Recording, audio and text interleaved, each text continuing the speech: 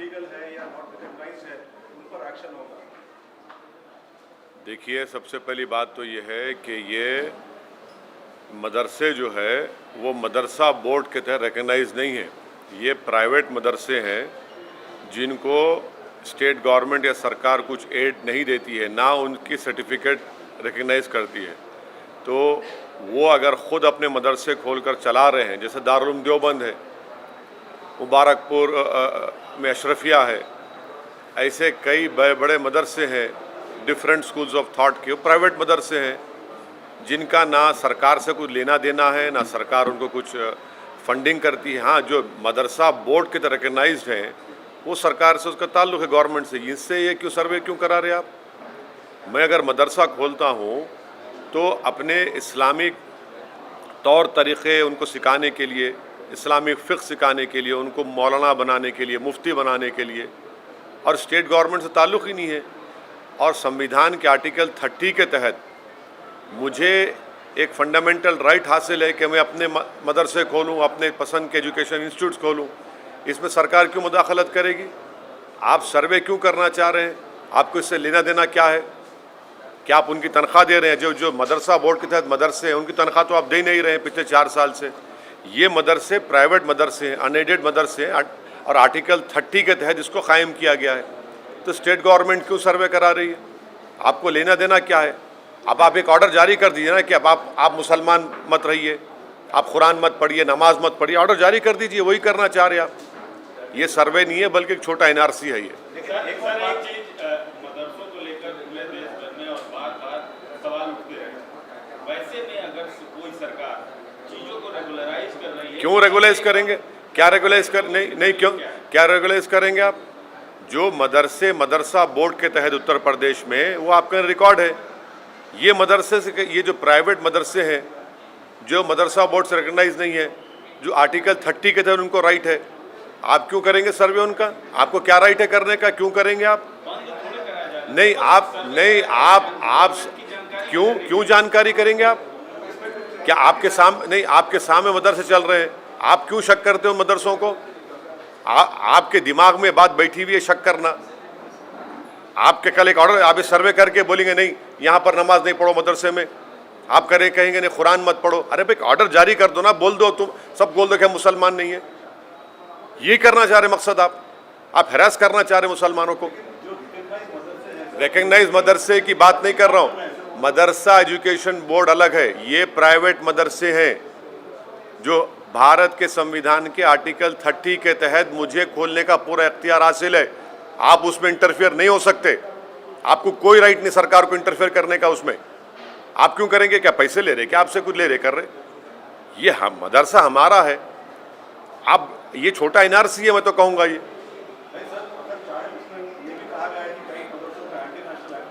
कौन anti national है? कहाँ एंटी नेशनल है? बताओ कहाँ एंटी नेशनल है? इतनी बेशर्मी से कह रहे हैं कि हम आज़ादी के 75 साल का अमृत उत्सव मना रहे हैं। जो यही मदरसों ने इस मुल्क को आज़ाद करवाया, आज आप उनको शक की निगाहों से देख रहे हैं। ये आप खराज अक़ीदत पेश कर रहे हैं, होमेज पेश कर रहे हैं उन मुजाहिदीन आज़ादी को जो इन मदरसों से निकल कर भारत को आज़ाद करवाए थे। बेशर्मी की हद हो गई है।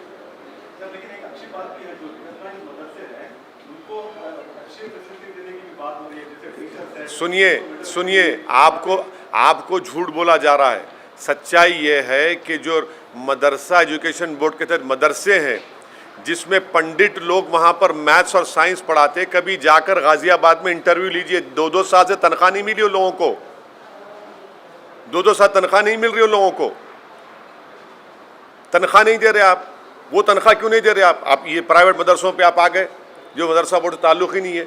अरे जो मदरसा बोर्ड में है उनको तनख्वाह तो दो तुम। ना सेंट्रल मोदी गवर्नमेंट दे रही है, ना योगी गवर्नमेंट तनख्वाह दे रही है उनको, वहाँ जो टीचर्स पढ़ा रहे हैं। ये प्राइवेट मदरसे हैं, आप क्यों सर्वे करेंगे? आपका मकसद एक ही है कि हरास करना, मुसलमानों को, इस्लाम को बदनाम करना, जो आप नफ़रत करते हैं। कल आप ऑर्डर पास कर दो ना भाई, कुरान नहीं मत पढ़ो, नमाज मत पढ़ो, यही करना चाह रहे हैं आप। आपका मकसद यही है। सर आपने एक ट्वीट किया है चाइना आखिर क्यों मोदी सरकार रशिया में चाइना की आर्मी के साथ हम मिलिट्री एक्सरसाइज क्यों कर रहे हैं भाई? ये क्या क्या क्या तमाशा हो रहा है? ये लद्दाख में 1000 स्क्वायर किलोमीटर पर चीन की फौज बैठी हुई है और फिर हमारे ग्रेजिंग राइट्स में उस 8 किलोमीटर या 10 किलोमीटर अंदर आ चुके हैं। हम अपने जानवर को ले जाकर वहाँ पर ग्रेजिंग नहीं कर सकते। 50,000 के करीब फौज हमारी चीन की फौज के खिलाफ खड़ी भी है। आप उनके साथ मिलकर मिलिट्री एक्सरसाइज कर रहे हैं और दूसरी तरफ फॉरेन मिनिस्टर बोलते कि चीन से रिलेशनशिप नॉर्मल नहीं होंगे जब तक कि वो बॉर्डर का इशू हल नहीं करेंगे। हम क्या जवाब देंगे उन सिपाहियों को, फौज को, जो हज़ारों फीट के ऊपर ठहरकर भारत की ज़मीन से चीन जो हमारी ज़मीन पर कब्जा करके बैठा है उनसे आंख में आंख डाल रहे हैं? ये कौन सी देशभक्ति है? ये कौन सी फॉरेन पॉलिसी है कि चीन की फौज के साथ आप मिलिट्री एक्सरसाइज करेंगे? क्या मजाक बना के रखा है मोदी सरकार ने हमारी देश की आर्मी का, हमारी देश की सुरक्षा का, हमारी टेरिटोरियल इंटीग्रिटी का, भारत की सॉवरेनिटी का। सर, ममता बनर्जी ने भी आरएसएस की तारीफ कर दी। हाँ, 2003 में उन्होंने उनको पेट्रियट कहा था और आरएसएस ने उनको दुर्गा कहा था। और जब चुनाव आ गए तो फिर शुरू हो गई सेकुलरिज्म। अब कह रही हैं कि आरएसएस में अच्छे लोग हैं। हम ममता बनर्जी को बोलना चाह रहे हैं कि कब तक आप भारत के और बंगाल के मुसलमानों की आंखों में धूल झोंकेंगी? आप आरएसएस का जो मेंबर होता है, जो सुबह में ओथ लेता है, वो ममता बनर्जी पढ़ के सुनाए। हाँ, ये अलग बात है कि जनियादारू एक हो रहे हैं तो हम कुछ नहीं कर सकते, मगर ये क्या बात है? आरएसएस को आप तारीफ कर रहे हैं और फिर मुसलमानों को बोलते हैं कि भाजपा को रोकने वोट दो। कि आरएसएस भाजपा में फ़र्क है कोई? ये अब जो टीएमसी में जो मुसलमान चेहरे हैं, जो टीएमसी में जो लोग हमको उंगलियां उठाते थे, अब बोलो क्या बोलना है उस बारे में? क्या विकल्प देंगे आप मोदी के बारे में? इसके पीछे क्या मतलब है सर? क्यों आप सोचते हैं कि ममता ने ऐसा बोला होगा आरएसएस के ऊपर? अब उनको पूछिए। आपने हमसे सवाल किया, उनके बयान पर हम बोल रहे हैं, वो खुद बताएंगी। पहले भी 2003 या 4 में भी उन्होंने आरएसएस को तारीफ की थी, आरएसएस की, वो भी रिकॉर्ड है। और आरएसएस ने उनको कहा था कि दुर्गा है ये। तो अचानक ये मोहब्बत पैदा हो गई, तो इसका मतलब है शुरू से मोहब्बत थी। नहीं, शुरू से मोहब्बत थी, मगर हम लोग, हमारे आंखों में पर्दा पड़ा हुआ है ना सेकुलरिज्म का। हमारे आंखों पर सेकुलरिज्म का पर्दा पड़ा हुआ है। तो अब ये पर्दे हट रहे हैं, लोग देख रहे हैं अब। सर, एक नया समीकरण बनता हुआ दिखा। कल हमारे मुख्यमंत्री बिहार गए थे, पटना, बिहार के मुख्यमंत्री से मिले। स्कूल, आप राजनीति विज्ञान के आप भी विद्यार्थी हैं और एक सांसद भी हैं, इसको कैसे देखते? नहीं, इस बारे में तो जो दो मुख्यमंत्री बैठे थे वही बताएंगे। मैं ना मुख्यमंत्री हूँ ना संतरी हूँ। मैं एक पॉलिटिकल पार्टी का सिपाही हूँ और बैठ के सब देख रहा हूँ। कई मसलों पे आप हाँ, नहीं बोल रहा हूँ ना। नहीं, देखिए, ये दोनों मुख्यमंत्री बता पाएंगे, हम क्यों बता पाएंगे उस बारे में?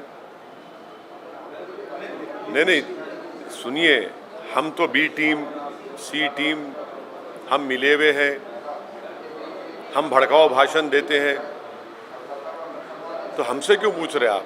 जो लोग जो बैठे हैं वो बताएंगे। बड़े बड़े लोग हैं, जिम्मेदार लोग हैं भाई, वो बहुत बड़े जिम्मेदार लोग हैं वो। नीतीश कुमार उठ गए, इसके ऊपर आप कैसे देखते हैं? हाँ, मुख्यमंत्री बात कर रहे थे, अपनी बात रख रहे थे, लेकिन नीतीश कुमार जैसे ही क्वेश्चन आया कि अगले प्रधानमंत्री अपोजिशन की तरफ से क्यों हो गए, एकदम से उठ गए। अब वो नीतीश कुमार साहब बता पाएंगे।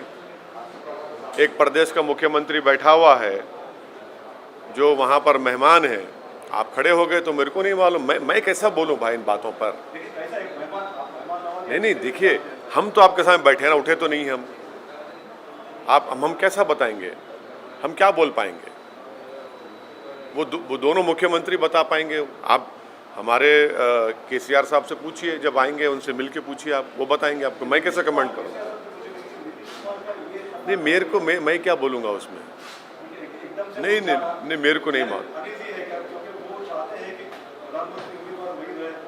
नहीं मालूम वो क्या चाहते हैं, उनको ही पता, उनको ही मालूम होगा वो क्या चाहते हैं क्या नहीं चाहते, मुझे नहीं मालूम।